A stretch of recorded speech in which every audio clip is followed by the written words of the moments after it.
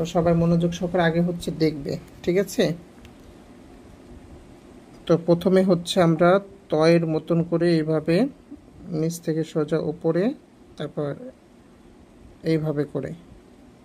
তো আমি আবারও দেখাচ্ছি, এই তর প্রবাহটা সুন্দর হবে। এখান থেকে নিচ থেকে সোজা উপরে করতে হবে, তারপর এটা এইখান থেকে একটু নিচে নামিয়ে এই যে আকারটা দেবে। তো আমি এটা একটু ভেঙে দেখাই। এইভাবে করে একটু নিচের দিকে, এই দাগটা একটু মাত্রা থেকে একটু উপরে হবে। আবার দেখো একটু উপরে দেবে, তারপর এটা এখান থেকে এইভাবে। তো অনেকে দেখা যায় এটাকে এইভাবে করার পর এইভাবে দাগ দিয়ে পরে আবার এইটার উপরে মাত্রা দাও। এই ধরনের ভুল কিন্তু করা যাবে না।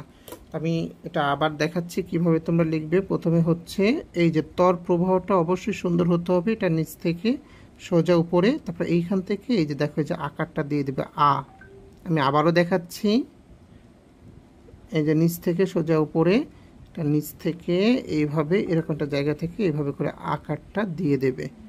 তো আশা করছি বুঝতে পেরেছ। লেখো, সবাই মনোযোগ সহকারে লেখো।